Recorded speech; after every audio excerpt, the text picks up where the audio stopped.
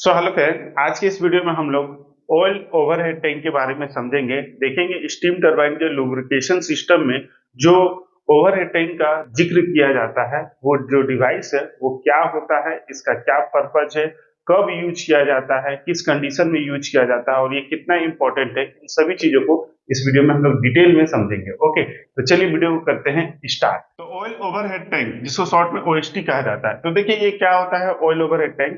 तो देखिए जो भी हम लोग लुब्रिकेशन सिस्टम स्टीम टरबाइन में समझे थे, तो उसका एक इंपॉर्टेंट पार्ट जो होता है वो ऑयल ओवरहेड टैंक होता है। ठीक है, हम लोग जब लुब्रिकेशन सिस्टम को समझे थे तो वहां पर शॉर्ट में ओवरहेड टैंक को समझ लिए थे। यहाँ पर हम लोग पूरा डिटेल में बात करेंगे कि क्या होता है ये, क्या इसका पर्पज है। ऑलरेडी हमारे पास इतने सारे पंप या लुब्रिकेशन सिस्टम लगे हुए हैं, फिर भी हम ओवरहेड टैंक को क्यों यूज करते हैं, कैसे ये वर्क करता है, इस सभी चीजों को हम लोग यहाँ पे डिटेल में समझेंगे। ओके, तो देखिए होता क्या है ये ओवरहेड टैंक। तो चूंकि ये लुब्रिकेशन सिस्टम का एक इंपॉर्टेंट पार्ट है, तो इसमें एक टैंक होता है जिसको हम लोग एक निश्चित हाइट पे जो है वो रख देते हैं। ठीक है, और इसमें एक निश्चित लेवल जो है वो मेंटेन किया जाता है। अराउंड इसमें जो लेवल होता है वो 80 से लेकर 90% तक लेवल जो है वो मेंटेन किया जाता है। यहाँ पर हम 85 मान के चल रहे हैं। ओके, तो इसमें एक लेवल सेंसर होगा जो कि डीसीएस में शो करता रहेगा कि इतना लेवल है। ओके, तो ऐसा कोई कंडीशन आ जाए पावर प्लांट में जहां पर आपका एसी पावर और डीसी पावर दोनों फेल हो जाए, यानी ना ही आपका एमओपी चले, ना ही आपका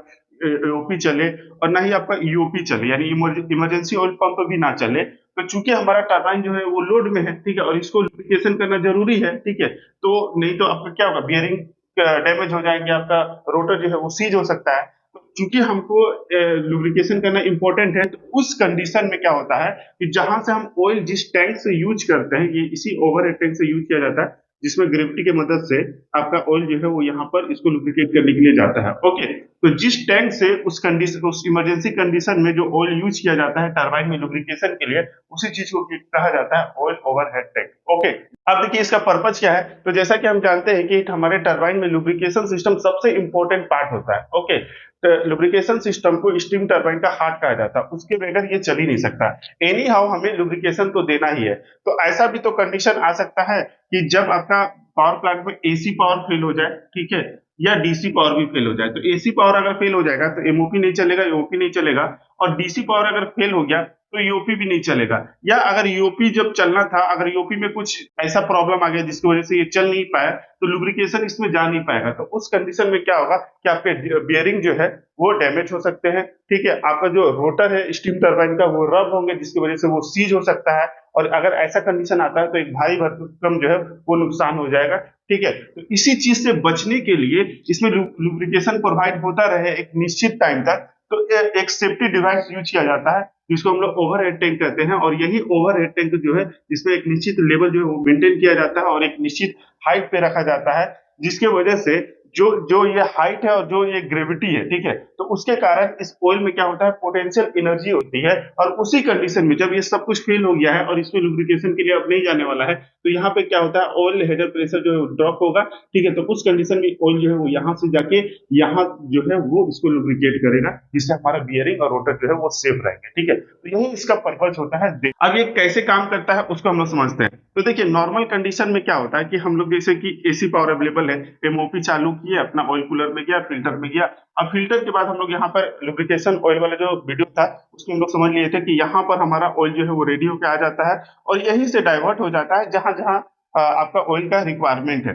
जैसे आपका लूब ऑयल सिस्टम के लिए यहाँ पे चला जाएगा टरबाइन के बियरिंग में, गवर्निंग ऑयल सिस्टम के लिए भी यहाँ से कनेक्शन दिया रहता है, यहाँ पे चला जाएगा। अगर जीओपी का रिक्वायरमेंट है तो यहाँ से चला जाएगा। ठीक है, तो जब कभी भी अगर टरबाइन चालू किया जाता है तो चालू करने से पहले ऑयल ओवरहेड टैंक को भर लिया जाता है, क्योंकि जैसा हमने बोला ऑयल ओवर टैंक एक बहुत ही इंपॉर्टेंट डिवाइस है जो कि स्ट्रीम केस में यूज किया जाता है। जब सभी लुब्रिकेशन सिस्टम फेल होता है तब इसका यूज किया जाता है। तो जब कभी भी अगर इसको स्टार्ट किया जाता है तो सबसे पहले ओवरहेड टैंक को भरा जाता है। तो इसके लिए क्या अरेंजमेंट दिया रहता है, जैसे कि ऑयल यहाँ पर गया, आपका इस हेडर में पहुंचा, ठीक है। तो हेडर से यहाँ पर आप देखेंगे एक कनेक्शन रहेगा जहां पर ओवरहेड टैंक के लिए ऑयल जाएगा। तो यहाँ पर देखेंगे, यहाँ पे जो अरेंजमेंट रहेगा, यहाँ पे तीन आपको लाइन दिखेंगे, एक मैनुअल आइसोलेशन भाग दिखेगा, एक ओरिफिस दिखेगा और एक एनआरवी दिखेगा, ठीक है। ये जो मैंने दिखाया है वो एनआरवी है। एनआरवी मतलब इसमें एक ही डायरेक्शन से जो है ऑयल जो है फ्लो करेगा।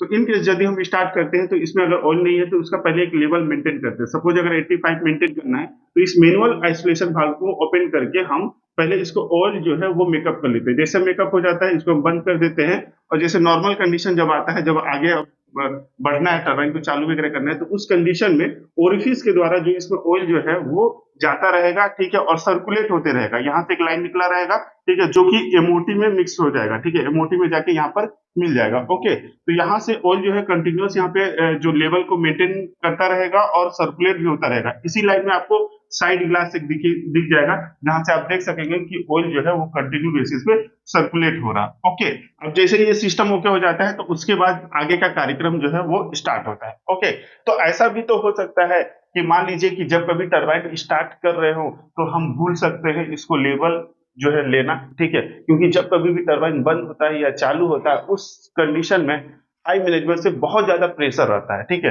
तो जल्दी जल्दी स्टार्ट करो, जल्दी जल्दी स्टार्ट करो। उस चक्कर में तो ऐसा हो सकता है कि हम इसको चालू किए और तुरंत जो है वो लाइन में लेने की कोशिश करेंगे, तो उस कंडीशन में भूल सकते हैं। तो हम ऐसा ना भूल जाए, ठीक है, ऐसा गलती ना हो जाए, ठीक है, क्योंकि ये एक इंपॉर्टेंट डिवाइस है, कभी भी इसकी यूज पड़ सकती है। ओके, तो इसलिए इसका इंटरलॉक जो होता है वो टरबाइन स्टार्टिंग से दे दिया जाता है, या नॉर्मली इसको बारिंग गियर से दे दिया जाता है, क्योंकि टरबाइन स्टार्ट करने से पहले बारिंग जो है वो स्टार्ट किया जाता है, ठीक है। तो बारिंग गियर स्टार्ट ही नहीं होगा जब तक कि इसका एक निश्चित लेवल नहीं आ जाएगा। तो इसके एक लेवल से बारिंग गियर का स्टार्ट परमिशन दिया जाता है, या एक इंटरलॉक दे देते हैं, तभी वो स्टार्ट होगा जब इसमें एक लेवल हो जाएगा, ठीक है। तो जब स्टार्ट नहीं होगा तब समझ जाएंगे कि यहाँ पर जो है इसको हमको पहले फिलअप करना है और तभी उसको परमिशन मिलेगा, तभी चालू करेंगे। ओके, तो ये जो समस्या है वो दूर हो जाता है। ओके, तो इस तरह से ऑयल ओवर टैंक का सिस्टम जो है वो ओके कर लिया जाता है। अब देखिए इसका यूज कब होता है, तो मान लीजिए नॉर्मल कंडीशन में हमारा टरबाइन जो है वो चल रहा है। ओके, अब मान लीजिए किसी कारण से टरबाइन जो है वो ट्रिप हो गया, ठीक है, सेवरल रीजन हो सकते हैं, किसी कारण से टरबाइन ट्रिप हुआ और ऐसा कंडीशन आ गया कि ब्लैकआउट हो गया। तो उस कंडीशन में आपका एसी पावर तो फेल हो गया, मतलब एमओपी आपका बंद हो जाएगा, एओपी भी बंद हो जाएगा। तो उस कंडीशन में इसको स्टार्ट होना चाहिए। लेकिन मान लीजिए किसी कारण से अगर डीसी पावर भी फेल हो गया या कुछ पंप में प्रॉब्लम आया जिसके वजह से ये भी स्टार्ट नहीं हुआ, ठीक है, तो उस कंडीशन में क्या होगा कि यहाँ से जो लुब्रिकेशन है वो जा नहीं पाएगा। तो चूंकि हमारा जो टरबाइन है वो लोड पे चल रहा था और वो ट्रिप जैसे ही होगा, तो अभी तो वो पूरा हीटेड फॉर्म में है और उसमें रोटेशन भी है, ठीक है, हाई आरपीएम भी है, धीरे धीरे आरपीएम डाउन होता है। तो हमारा बियरिंग जो है वो खराब ना हो जाए, क्योंकि अगर लुब्रिकेशन नहीं जाएगा तो क्या होगा, डायरेक्ट कांटेक्ट में आएगा, ठीक है, आपका रोटर और जो आपका जो बियरिंग्स है, तो मेटल टू मेटल कांटेक्ट होगा, जिसकी वजह से हाई रबिंग होगा, जिससे आपका बियरिंग तो जाएंगे ही, साथ में रोटर भी डैमेज हो सकता है।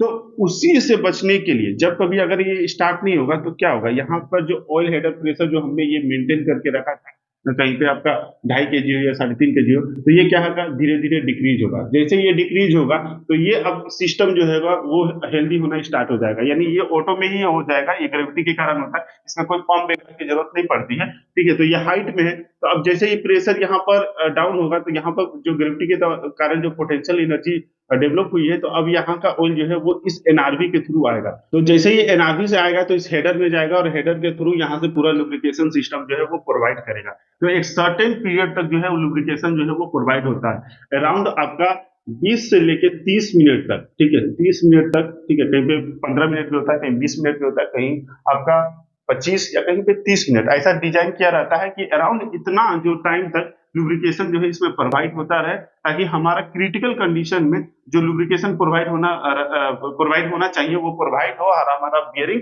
और जो रोटर है वो सेफ रहे, ठीक है। तो इसी कंडीशन में इसका जो है वो यूटिलाइज किया जाता है। ओके, तो यही हो गया ऑयल ओवर हेड टैंक के बारे में। आई होप ये वीडियो आपके लिए इन्फॉर्मेटिव रहा होगा। बाकी कमेंट बॉक्स में बताइएगा कि आपके यहाँ जो टरबाइन दिया है उसमें ओवर हेड टैंक दिया है या नहीं दिया है, और अगर दिया है तो कभी इसका यूटिलाइज हुआ है या नहीं हुआ है, किस कंडीशन में यूटिलाइज हुआ है। ओके, बाकी वीडियो अच्छा लगा तो प्लीज वीडियो को लाइक जरूर करें और ऐसे ही इन्फॉर्मेटिव वीडियो के लिए चैनल को सब्सक्राइब करें। मिलेंगे नेक्स्ट वीडियो में, तब तक के लिए जय हिंद।